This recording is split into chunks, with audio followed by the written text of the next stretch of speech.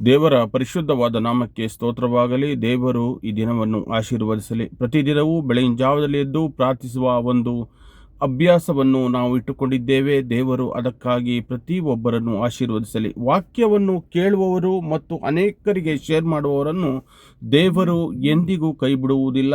ದೇವರು ಆಶೀರ್ವದಿಸೇ ಬಿಡುತ್ತಾರೆ ಎಂಬಂಥ ನಂಬಿಕೆ ನಮ್ಮ ಜೀವಿತದಲ್ಲಿ ಇರಬೇಕು ಎಂದು ನಾವು ತಿಳಿದುಕೊಳ್ಳಬೇಕು. ಪ್ರತಿದಿನ ನಾವು ಪ್ರಾರ್ಥಿಸುವಾಗ, ನಾವು ಇತರರಿಗಾಗಿಯೂ ಪ್ರಾರ್ಥಿಸುವಾಗ ಯೇಸು ಕ್ರಿಸ್ತರು ನಮ್ಮೊಂದಿಗೆ ಮಾತನಾಡುತ್ತಿದ್ದಾರೆ ಎಂಬಂಥ ಒಂದು ಅಚಲವಾದ ನಂಬಿಕೆ ಇರಬೇಕು. ಏಕೆಂದರೆ ನಾವು ಪ್ರಾರ್ಥನೆ ಮಾಡುವಾಗ ಅಂಧಕಾರ ಶಕ್ತಿಗಳಿಗೆ ಭಯ ಹುಟ್ಟುತ್ತದೆ ಎಂಬಂಥ ಒಂದು ನಂಬಿಕೆಯಲ್ಲಿ ನಾವು ಪ್ರಾರ್ಥಿಸಬೇಕು. ಈ ದಿನ ನಾನು ಆಯ್ದುಕೊಂಡಂಥ ವಚನ ಭಾಗ ಮತ್ತಾಯನು ಬರೆದ ಸುವಾರ್ತೆ 15ನೇ ಅಧ್ಯಾಯ 14ನೇ ವಚನವಾಗಿದೆ. ಈ ವಚನವು ಈ ರೀತಿಯಾಗಿ ಹೇಳುತ್ತದೆ: ಅವರನ್ನು ಅವರಷ್ಟಕ್ಕೆ ಬಿಡಿ, ಅವರು ಕುರುಡರು ಮತ್ತೊಬ್ಬರಿಗೆ ದಾರಿ ತೋರಿಸಲು ಹೋಗುತ್ತಾರೆ, ಕುರುಡರು ಕುರುಡನಿಗೆ ದಾರಿ ತೋರಿಸದೆ ಇಬ್ಬರು ಹಳ್ಳಕ್ಕೆ ಬೀಳುತ್ತಾರಷ್ಟೇ ಎಂದರು.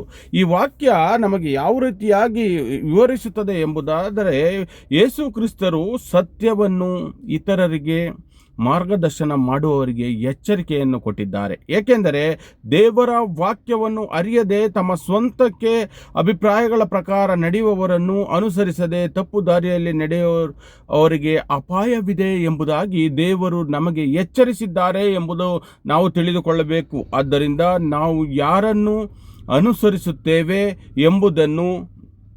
ಎಂಬುವ ವಿವೇಕವನ್ನು ಕೂಡ ನಮ್ಮಲ್ಲಿರಬೇಕು. ದೇವರ ವಾಕ್ಯವೇ ನಮ್ಮ ಜೀವನದ ಬೆಳಕು ಮತ್ತು ಯೇಸು ಕ್ರಿಸ್ತರೇ ನಿಜವಾದ ಮಾರ್ಗದರ್ಶಕರು ಎಂಬುದಾಗಿ ನಾವು ತಿಳಿದುಕೊಳ್ಳಬೇಕು. ಇದನ್ನು ನಾವು ಪ್ರತಿದಿನ ತಿಳಿದುಕೊಂಡು ನಾವು ಪ್ರಾರ್ಥಿಸೋಣ.